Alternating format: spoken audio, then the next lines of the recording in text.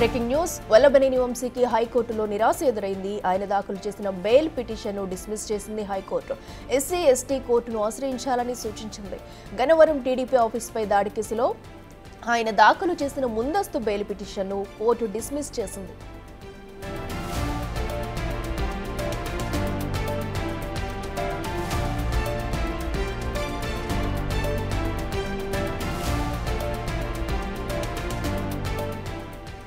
వల్లభనేని వంశీకి హైకోర్టులో షాక్ తగిలిందనే చెప్పాలి. ఆయన దాఖలు చేసిన బెయిల్ పిటిషన్ కూడా హైకోర్టు డిస్మిస్ చేసింది. ఈ నేపథ్యంలోనే ఎస్సీ ఎస్టీ కోర్టును ఆశ్రయించాలంటూ కూడా హైకోర్టు సూచనలు అయితే చేసింది. అయితే ఈ నేపథ్యంలో ఇప్పటికే ఆయన అటు గన్నవరం టీడీపీ ఆఫీస్పై దాడి కేసులో కూడా ఆయన అరెస్ట్ చేసి జైల్లో ఉన్నారు. ఇక అంశానికి సంబంధించి మరింత సమాచారం మా ప్రతినిధి శివ లైవ్లో అందిస్తారు. శివ, చెప్పండి. ఇప్పుడు ఇక వంశీకి మరో షాక్ అని చెప్పొచ్చు. హైకోర్టు అయితే బెయిల్ అయితే డిస్మిస్ చేసింది. మరి ఎస్సీ ఎస్టీ కోర్టును కూడా ఆశ్రయించాలంటూ కూడా సూచనలు కూడా చేసింది. ఇప్పుడు తదుపరి నెక్స్ట్ స్టెప్ ఎలా ఉండబోతుంది? డీటెయిల్స్ ఏంటి? ఇట్లా మొత్తం మీద చూసుకుంటే తెలుగుదేశం పార్టీ గన్నవరం టీడీపీ కార్యాలయం దాడి ఘటనలో A71గా ఉన్న వల్లభనేని వంశీకి గతంలో ఏపీ హైకోర్టు ఈ నెల వరకు అంటే ఈ రోజు వరకు ఫిబ్రవరి 20వ తేదీ వరకు ఎటువంటి ముందస్తు చర్యలు తీసుకోవద్దంటూ కూడా ముందస్తు బెయిల్ మంజూరు చేసింది. ఈ కేసులో ఈరోజు విచారణ జరగబోతుంది. ఈరోజు బెయిల్ అయితే డిస్మిస్ చేసింది. అలాగే ఎస్సీ ఎస్టీ న్యాయస్థానాన్ని ఆశ్రయించాలని చెప్పి కూడా హైకోర్టు సూచన చేసింది. అయితే వాస్తవానికి ఇదే కేసుకు సంబంధించి సత్యవర్ధన్ ఎవరైతే ఫిర్యాదుదారుడు ఉన్నాడో అదే సత్యవర్ధన్తో వల్లభనేని వంశీ ఆయన అనుచరులు బెదిరింపులకు పాల్పడి మెజిస్ట్రేట్ ఎదుట కూడా తనకు సంబంధం లేదు, తన ప్రమేయం లేదు, పోలీసులే బలవంతంగా చేయించారని చెప్పి కూడా ఆయన మెజిస్ట్రేట్కి వాంగ్మూలం ఇచ్చిన పరిస్థితి కనిపించింది.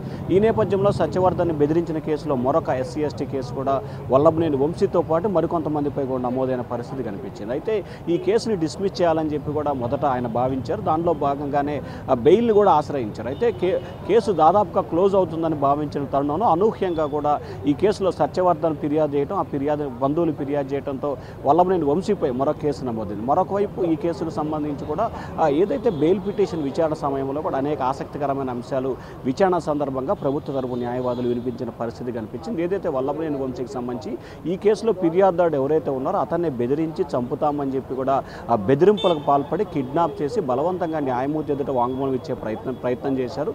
సో ఈ నేపథ్యంలోనే ఖచ్చితంగా హైకోర్టు అలాగే కోర్టుని తప్పుదోవ పట్టించే రీతిలో ఆయన వ్యవహరించారు. ఇన్వెస్టిగేషన్ని తప్పుదోవ పట్టించే విధంగా వ్యవహరించారు. కాబట్టి ఖచ్చితంగా ఈ కేసులో బెయిల్ డిస్మిస్ చేయాలని చెప్పి కూడా న్యాయవాదులు అయితే బలంగా వాదనలు వినిపించిన పరిస్థితి కనిపించింది. ఈ నేపథ్యంలో ఏదైతే ఈ క్రింద కోర్టులో ట్రయల్ దశలో ఉన్న నేపథ్యంలో అక్కడే వెళ్ళి దీనిపై బెయిల్ పిటిషన్ దాఖలు చేసుకోవాలని చెప్పి హైకోర్టు సూచన చేసింది. మరొక వైపు సత్యవర్ధన్కి సంబంధించి కిడ్నాప్ అలాగే బెదిరింపులకు సంబంధించిన బెయిల్ పిటిషన్ కూడా ఈరోజు విజయవాడ ఎస్సీ ఎస్టీ కోర్టు న్యాయస్థానంలో విచారణ జరగబోతుంది. మరొక వైపు అదే న్యాయస్థానానికి సంబంధించి కూడా వంశీపై కస్టడీ పిటిషన్ దాఖలు చేసిన పిటిషన్పై కూడా ఈరోజు విచారణ కొనసాగుతోంది.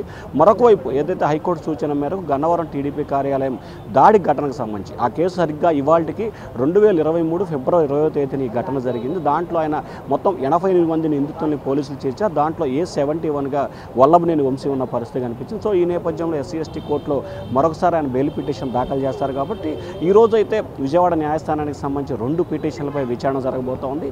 ఈరోజు ఆయన దాఖలు చేయబోయే ఎస్సీ ఎస్టీ పిటిషన్కి సంబంధించి సోమ మంగళవారాల్లో విచారణకు వచ్చే అవకాశాలు కనిపిస్తూ ఉన్నాయి. అఖిల అయితే అటు వంశీపై ఏ అయితే సెక్షన్స్ వేశారో నాన్ బెయిలబుల్ సెక్షన్స్ ఇవి, అటు ఎస్సీ ఎస్టీ అట్రాసిటీ కేసు కూడా నమోదవడంతో కూడా మరి ఇప్పుడు ఎస్సీ ఎస్టీ కోర్టులో బెయిల్ వచ్చే ఛాన్స్ ఉందంటారా?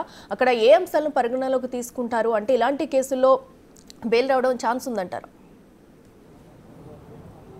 ఖచ్చితంగా ఎస్సీ ఎస్టీ కేసుకు సంబంధించి మినిమం 60 రోజుల నుంచి 90 రోజుల వరకు బెయిల్ వచ్చే సమయం పడుతుంది. ఆ లోపుగా అయితే బెయిల్ వచ్చే అవకాశాలు లేవు. ప్రస్తుతం వల్లభనేని వంశీకి సంబంధించి 2 ఎస్సీ ఎస్టీ కేసులు నమోదైనాయి. సో దీన్ని ఏ రకంగా పోలీసులు న్యాయస్థానం ముందు ప్రవేశపెట్టబోతున్నారు, ఏ రకంగా ప్రభుత్వ తరపు న్యాయవాదులు వాదనలు వినిపించబోతున్నారు అనే ఆసక్తికర పరిణామం చూడుతుంది. ఒకటి, గన్నవరం తెలుగుదేశం పార్టీ కార్యాలయంపై దాడి ఘటన, అలాగే సత్యవర్ధన్ అనే వ్యక్తిపై దాడికి పాల్పడి దుష్ప్రచారం అని చెప్పి ఫిర్యాదు.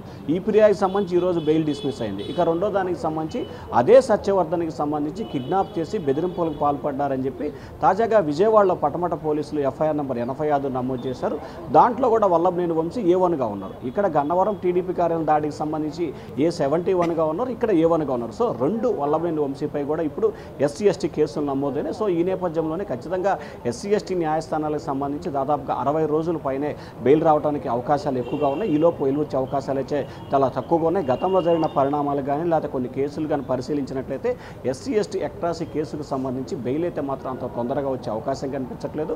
ఒకవేళ బెయిల్ వచ్చినప్పటికీ వల్లభనేని వంశీపై దాదాపుగా ఇప్పటికే 16 పైగా కూడా కేసులు పెండింగ్లో ఉన్నాయి. ఈ కేసులన్నిటికి సంబంధించి ఒక్కొక్కటిగా పోలీసులు PT వారెంట్ చేసి దాంట్లో కూడా రిమాండ్కి పంపించే అవకాశాలు ఎక్కువగా కనిపిస్తూ ఉన్నాయి. Akhila. Right Shiva, thank you.